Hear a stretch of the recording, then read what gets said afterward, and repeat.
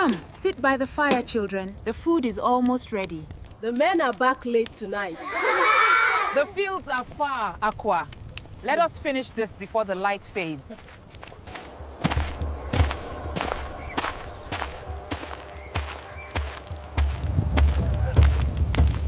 Before the deaths, before fear learned how to pronounce their names, the village was known for something simple and stubborn. People opened their doors. At dusk, cooking fires dotted the earth like steady stars, smoke rising in lazy columns while children chased one another between compounds, their laughter unafraid of the dark. Women sat in small circles, peeling cassava or sorting beans, trading jokes and small complaints about the day. Men returned from farms with dust on their calves and quiet pride in their posture, stopping to greet one another, to ask after wives, harvests, aching backs. Doors stayed open well into the night, not from carelessness, but from habit. In this village, a closed door was an insult. It meant you did not trust your neighbor, that you believed hunger or danger lived among people you shared bloodlines and burial grounds with. If a traveler passed through at night, he was offered water. If he lingered, he was offered food. If rain fell suddenly, he was offered a mat. It had always been this way. The elders liked to say the land itself rewarded openness, that the soil yielded more when the people were generous. Children grew up learning names before faces, memorizing family lineages before they could read. No one was truly a stranger for long. Even silence had a place here, comfortable, familiar, like a pause between breaths rather than something to be feared. One of the people who embodied this quiet rhythm was Sewa, a young woman who lived in her mother's compound near the eastern footpath. She sold smoked fish and palm oil at the small morning market and spent her evenings helping neighbors shell groundnuts or braid hair under the glow of lanterns. Sewa was not loud or remarkable, but people noticed her because she listened.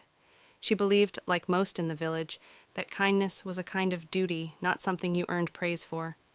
Then there was Baba Ilem, one of the oldest men still walking without a stick, his back bent but his voice steady. He sat every evening outside his hut, correcting boys who greeted elders poorly, settling disputes over farmland boundaries, reminding people of rules they pretended to forget. Travelers often stopped with him first, because Baba Ilem always knew who had space, who had food to spare, who would not ask too many questions.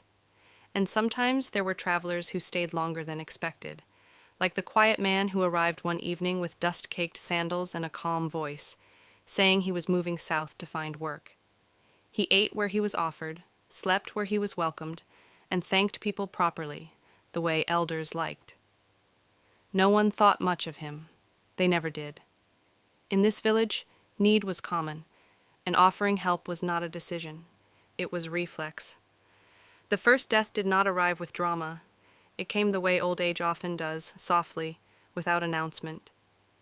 At sunrise, when women went to fetch water and roosters were still arguing with the morning, someone noticed that Paduro's door had not opened.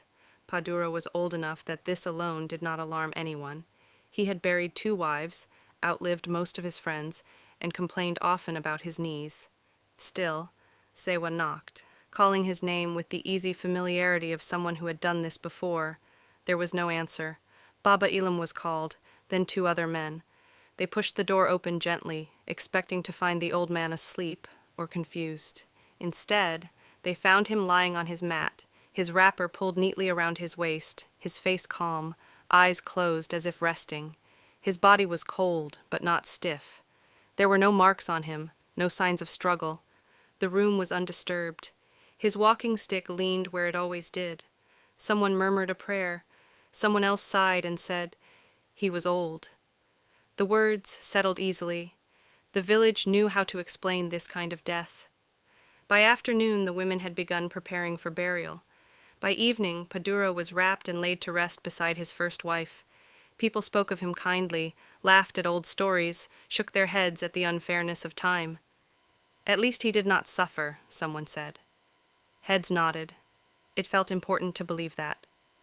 Night fell again, and the fires were lit as usual.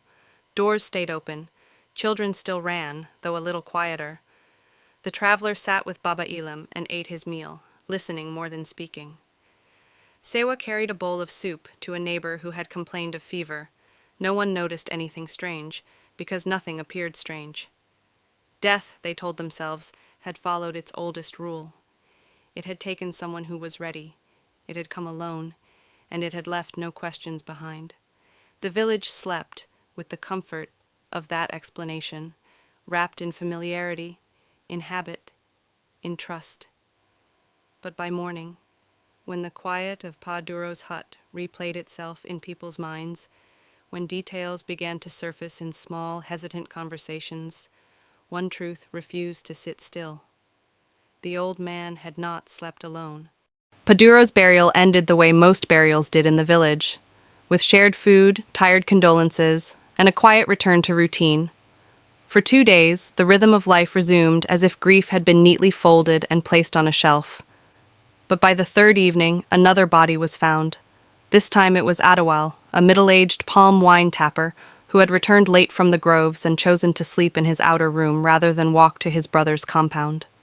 At dawn, his brother came to call him for morning work and found him lying on his mat in the same unnatural calm as Pa Duro. No marks, no overturned stools, no sign that his body had struggled. The only difference was that Adewale had not been alone. Neighbors remembered seeing someone sitting with him near the fire the night before. A woman thought it was a cousin from another village. A boy insisted it was a traveler asking for directions south. When pressed, no one could describe the face clearly. He was just there, someone said. Quiet, polite. The body was carried out before the sun grew harsh, and the explanation returned, slightly strained this time. Perhaps a bad batch of palm wine, perhaps an illness that struck suddenly. The village had no appetite for complications. Yet the detail lingered. Adewale had shared his fire before he died. Within a week, there were 2 more deaths. A widow named Mama Sade, known for feeding children who were not her own, was found lifeless inside her hut. The cooking pot beside her had not burned dry. The ladle was still upright in the soup. Her neighbor swore she had heard voices the night before, soft and low, as if Mama Sad were consoling someone. It sounded like a young girl, she said, frowning, as though her own memory embarrassed her. Then there was Kunle, a hunter passing through from the north. He had arrived dusty and tired, asking only for a place to rest before continuing at first light. Baba Ilam himself had directed him to a spare room near the communal well. In the morning, Kunle did not wake. The mat beneath him was smooth, his belongings untouched, his body cold in a way that felt rehearsed. Again, no wounds. Again, no sign of force. This time people did not speak as quickly. They began to compare details in lower voices, standing slightly apart from one another, as if proximity might carry something unseen. Each of the dead had received someone the night before. Someone harmless, someone who did not break a door or shout threats, a grieving widow seeking shelter, a traveler asking for water, a lost child claiming she could not find her mother. The faces changed in the retelling, but the posture remained the same, respectful, almost shy, asking permission to enter. The elders met under the large iroko tree, not in ceremony, but in unease. Baba Ilam listened more than he spoke, his fingers pressing against his knee as if trying to steady an internal tremor. Sewa sat at the edge of the gathering, not because she was summoned, but because fear had made boundaries porous. She replayed conversations in her head, remembering the night Mama Sadie had mentioned someone knocking gently after dusk. She said the girl looked frightened, Sewa offered quietly. She said no child should be left outside alone. No one criticized Mama Sadeh for opening her door. That would have been a criticism of themselves. Kindness had always been their shared language. To question it felt like cutting off a limb. Still, a rule began to form, not spoken loudly, not carved into stone, but passed between people like a fragile bowl. The dead had all welcomed someone inside. No door had been forced, no wall had been breached. The visitors had asked, waited, and been invited. Even so, kindness did not vanish overnight. When a woman from a neighboring village arrived carrying a baby and asking for directions, she was still given water. When rain threatened one evening and a boy claimed he had lost his way, someone still pointed him toward shelter. Yet each act of help now carried a pause, a glance over the shoulder, a tightening of the chest. Compassion began to negotiate with suspicion, and neither side felt victorious. The night that shifted, everything came quietly, without thunder or argument. It was Sola, a farmer who lived on the outer edge of the village, who changed the course of their understanding. He was not known for cruelty, but he was cautious by nature, the kind of man who measured grain twice before sealing a sack. That evening, as the sky darkened, someone knocked on his wooden door. The voice that followed was soft, strained, belonging, so it seemed, to a young woman asking for shelter until morning. She said she had been turned away elsewhere. She said she was tired. Sola stood behind the door and listened. He asked her name. She answered without hesitation. He asked where she was from. She gave a nearby village. Something in her steadiness unsettled him, not because it was aggressive, but because it was too composed. His wife whispered that no one should be left outside. He hesitated longer than he ever had in his life. Then he did something small but irreversible. He refused. He apologized through the wood and told her to seek the compound near the well. The knocking stopped. There were no insults, no threats, only silence. Sola did not sleep well, but he remained alive through the night. At dawn, he stepped outside with trembling limbs and found no footprints, no sign that anyone had stood there at all. When word spread that Sola had turned someone away and survived, the pattern locked into place with a clarity that left no room for denial. That was when they knew death was not breaking in, it was being invited. The change did not happen in a single announcement. No bell was rung, no decree shouted in the square. It began in smaller gestures that accumulated until the village no longer recognized itself. Doors that once stayed open until sleep finally claimed the household were now shut before the sky had fully darkened. Wooden bolts slid into place with a finality that carried more fear than sound. Fires were put out early, not because there was no food to cook, but because light had begun to feel like an invitation. Evening conversations shortened, laughter thinned. When footsteps approached a compound after dusk, voices dropped. A cough from outside could empty a room. Travelers who once would have been waved in for water were now met at a distance. "There is no space here," people said through closed doors. "Try the next compound." Some added apologies, others did not. The communal well, once a place of casual gossip and shared buckets, became a place of quick transactions and lowered eyes. Suspicion was no longer an emotion, it was policy. The story of Sola's refusal spread with the authority of proof. He had not opened his door, and he had not died. That was enough for many. They repeated it like a lesson learned too late. Do not open, do not answer, do not risk kindness after dark. The fear did not remain directed at strangers for long. It turned inward, examining familiar faces with new doubt. If the thing could wear any form, then what made a neighbor safe? Whispers began attaching themselves to people who had once been ordinary. A widow who lived alone was discussed as though solitude itself were suspicious. A quiet farmer was said to ask too many questions about who had visitors. Children were warned not to linger near certain compounds, not because of past wrongdoing, but because of unease that needed somewhere to land. Baba Elam tried to steady the panic, reminding people that fear could make enemies where none existed. Yet even his authority had softened. He, too, had directed a traveler to shelter before Kunle's death. That memory clung to him like an accusation. One evening, a woman named Iya Tolu arrived at the edge of the village carrying a small bundle of clothes and her sleeping child. She had lost her husband weeks earlier in a neighboring town and claimed she was returning to distant relatives. By the time she knocked on her cousin's door, the sky had darkened fully. The cousin recognized her voice but hesitated. He asked her to wait outside while he consulted his wife. The consultation stretched into silence.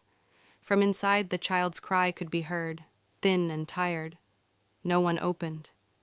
Iya Tolu moved to another compound. The same delay. The same quiet refusal. By the third door, no one answered at all. She ended up sitting beneath a neem tree at the edge of the village, her back against the trunk, her child pressed to her chest. Windows shifted slightly to watch. No one stepped out. Fear had rewritten their obligations. Among those who watched was a young man named Aremu, the son of a potter who had died years earlier. Aremu was not considered important. He spoke rarely in gatherings, and when he did, his words were often folded into louder voices. He made clay bowls and repaired cracked walls for a small fee. Children sometimes mocked his quietness, and elders dismissed him as thoughtful but inconsequential. Yet Aremu had been counting in ways others had not. He remembered the order of the deaths and the details that accompanied them. He recalled that Paduro had mentioned sharing roasted yam with someone who claimed to be a distant nephew. He remembered that Mama Sade had told Sewa about a girl with dust on her feet, and tears that did not quite match her calm breathing. He noted that Kunle, the hunter, had described a stranger who knew the village paths too well for a newcomer. Aremu did not speak these observations loudly because he lacked proof, and proof had become the only currency fear respected. But when he heard Iyatolu's child crying outside and saw doors remain shut, something in him resisted the new order.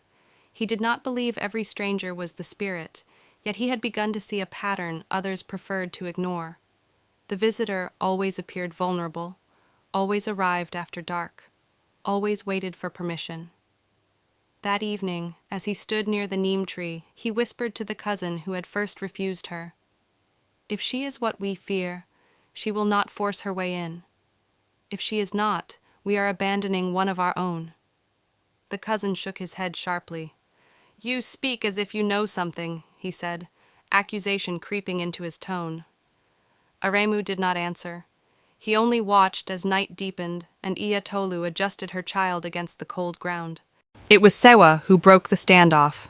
She had been among those who helped bury the dead, who had felt her own confidence in kindness weaken with each passing week. Yet, as she listened to the child's cough from her compound, the sound overrode calculation. She stepped outside with a lantern and walked toward the neem tree, ignoring the hissed warnings from her mother.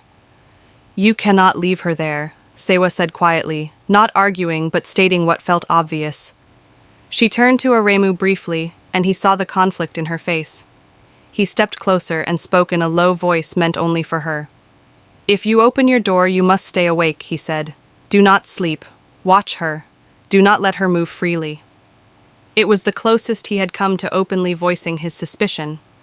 Sewa looked at him as though weighing whether his caution was wisdom or fear disguised as intelligence. "She is a widow with a child," Sewa replied. "We cannot become worse than what hunts us." Aremu wanted to say more, to insist, to demand restraint, but the authority to stop her was not his. He watched as Sewa guided Iyatolu and the child into her compound. The door closed. The lantern light dimmed.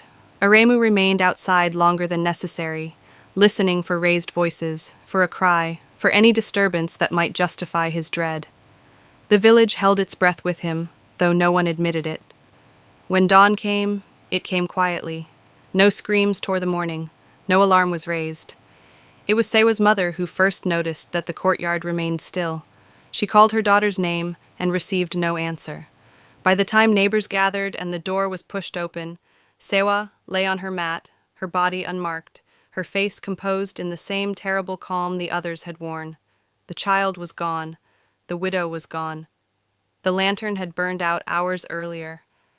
Aremu stood at the threshold, the weight of his warning settling into something heavier than regret. By morning, their kindness was a corpse. Sewa's burial did not resemble the others. Grief had shifted into something less stable, something edged with accusation. Women who once sang funeral songs now cried without rhythm. Men who prided themselves on composure stood apart in silence, as though proximity to the body might expose their own guilt. No one openly blamed her for opening her door, yet no one defended her either. The contradiction hung heavily. She had done what the village had always praised, and it had killed her. By evening, the elders could no longer pretend that caution and rumor would solve what was happening. A formal gathering was called beneath the Iroko tree, and this time, the tone was not one of discussion but urgency. Baba Elam spoke first, his voice stripped of its usual authority. "We have buried too many without understanding why," he said. "If this is not illness and not poison, then we must ask what it is." The decision was made to consult those who dealt in matters beyond sight. Messengers were sent to summon 2 diviners from neighboring settlements, men known for their discretion and their unwillingness to flatter fear. When the diviners arrived, they did not accept food. They asked for a quiet space and for the names of the dead. One by one, the names were spoken. The diviners listened without interruption, occasionally exchanging looks that unsettled more than any immediate answer would have. The rituals they performed were not dramatic. There were no public displays meant to impress. They asked for soil from Paduro's grave, water from the communal well, and ash from Sewa's extinguished lantern. They spoke in low tones that few could follow. The elders waited at a distance, tension tightening their posture. When the diviners finally addressed them, the explanation did not arrive as a complete revelation, but as fragments. "This is not a wandering spirit," one of them said. "It is not random." The other added, "It is tied to this land. It moves because it is permitted to move." Murmurs rose at that phrasing. Permitted by whom? The diviners continued carefully. Long before most of the present villagers were born, there had been a transgression, something done collectively, not by one individual. A stranger had come seeking refuge. That stranger had not been harmless, but neither had he been given the justice owed to him. He had been accused without evidence, condemned without trial, and killed to preserve the village's reputation. His body had not been buried properly. It had been concealed beyond the far boundary, where the soil was thin and the grass reluctant to grow. "Blood that is not acknowledged," the first diviner said, "does not forget." A few elders shifted uncomfortably.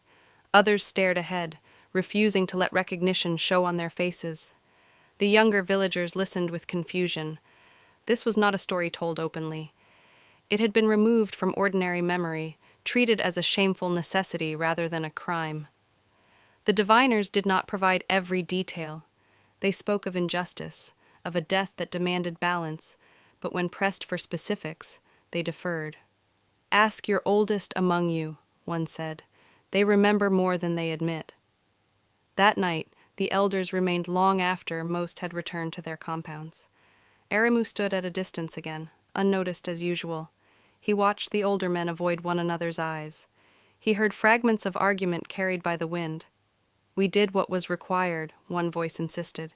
"He would have brought ruin." Another responded more quietly, "Or we feared disgrace more than we feared wrongdoing." Baba Ilam's silence was the most telling. Aremu remembered being a child and overhearing a story abruptly cut short whenever he approached. He remembered his father once muttering about a boundary no one crossed, a patch of land avoided even during planting season. It had been explained away as cursed soil, unsuitable for crops.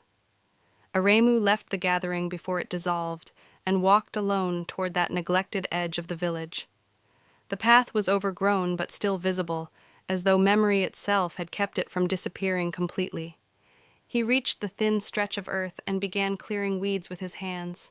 The soil felt disturbed beneath the surface, not in a recent way, but in a way that suggested concealment. When he dug deeper, his fingers struck fabric that disintegrated at his touch, and bone that was not positioned as burial customs required. There was no marker, no offering, no sign of ritual closure. The realization settled into him with a clarity that required no diviner. Whatever had been done here had not been corrected. He returned before dawn and sought Baba Ilam directly. "It is not wandering," Aremu said, his voice steady despite the weight of what he carried. "It is returning." For the first time, the elder did not dismiss him.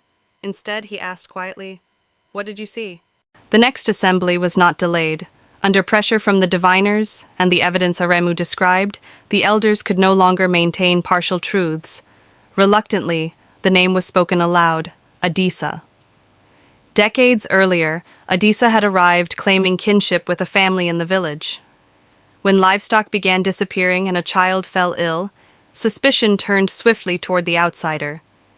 Fear of contamination, of social embarrassment, of appearing weak to neighboring communities had shaped their response. Without investigation, without appeal, Adisa had been bound and executed beyond the boundary. Later, when the missing livestock were found in a different location, and the child recovered from what proved to be a common fever, the mistake was understood, but never confessed publicly. The elders at the time had agreed silence would protect the village's unity. The body had been hidden to avoid inquiry from other settlements. Now the diviners confirmed what Aremu's discovery implied. The spirit taking familiar forms was Adisa's unrest, shaped by the very mechanism of betrayal used against him. He had been welcomed as kin, then denied justice. Now he entered as kin and denied others' life. The pattern was not arbitrary, it was reciprocal. The diviner's final warning was measured but unmistakable. The imbalance could not continue indefinitely. A public confession was required, along with rites long abandoned because they forced communities to admit wrongdoing. The elders hesitated, calculating reputational cost even as bodies accumulated. That hesitation shortened the time available. The diviners looked toward the rising moon and stated plainly that the reckoning must occur before its next full cycle.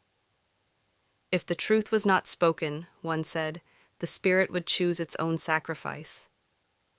By the time the moon began its slow climb toward fullness, the village was no longer divided between believers and doubters.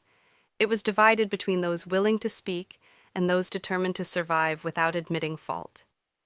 The diviner's warning had not faded with daylight. It settled into every conversation, into every meal eaten in strained silence.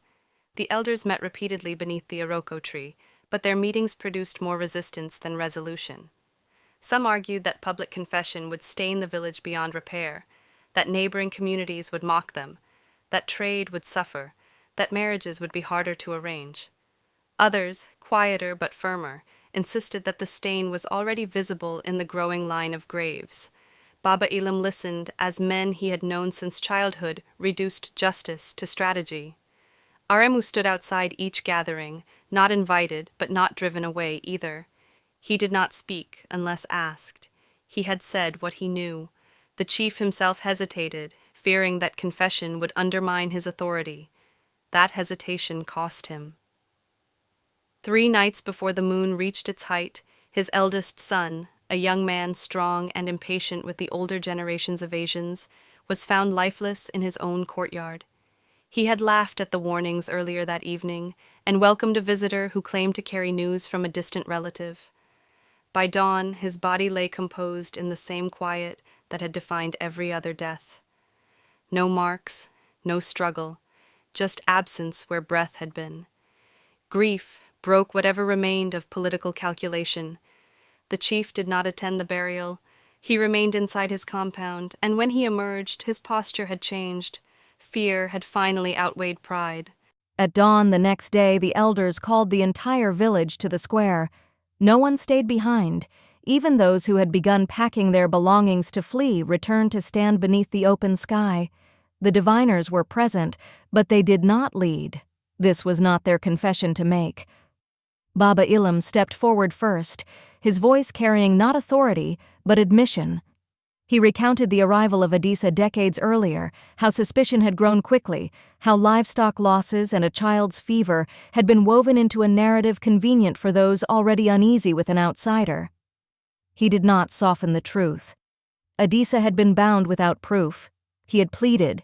He had been killed beyond the boundary, and his body had been hidden to prevent inquiry. Others followed, confirming details once denied. Some wept openly. Others stared ahead, absorbing the public dismantling of a story they had been told was necessary for unity. Aremu stood among them, not triumphant, only steady. When the name Adisa was spoken aloud by the chief himself, something shifted in the air. Not a spectacle, not a visible apparition, but a collective acknowledgement that the village had finally aligned its memory with its actions. The diviners instructed them to retrieve the remains properly, to wash what could be washed, to wrap what could be wrapped, and to bury him within the village boundaries with full rites. The act was not symbolic. It was corrective. The men who had once participated in the concealment now carried the bones back across the line they had drawn in secrecy. Women who had fed the dead prepared offerings as they would for any wronged ancestor. No one claimed innocence. That was part of the requirement. Responsibility was communal because the silence had been communal. The rites extended into the night. There were no dramatic incantations meant to impress. The diviners insisted on clarity over spectacle. The confession had to be spoken not once, but repeatedly, by different voices, until denial found no shelter. The chief publicly renounced the earlier decision and accepted accountability for the leadership that had chosen concealment. Families of those who had died in the recent months were invited forward, not to assign blame, but to witness that the cause of their loss was being addressed without distortion. It was during this process that the final demand became evident. The diviners had warned that correction would not erase consequence. Balance required acknowledgement and cost. The spirit that had moved through familiar faces would not simply dissipate because words were spoken. It required a closing act that affirmed the village's commitment to justice over image. That act was not the taking of another life, but the surrender of something long protected, the public admission of failure and the dismantling of authority structures that had enabled it. The chief stepped down, appointing a council that included younger voices previously excluded from decision-making. Baba Ilam relinquished his unilateral role in settling disputes, insisting that collective oversight replace singular judgment. These were not ceremonial gestures. They altered the village's governance.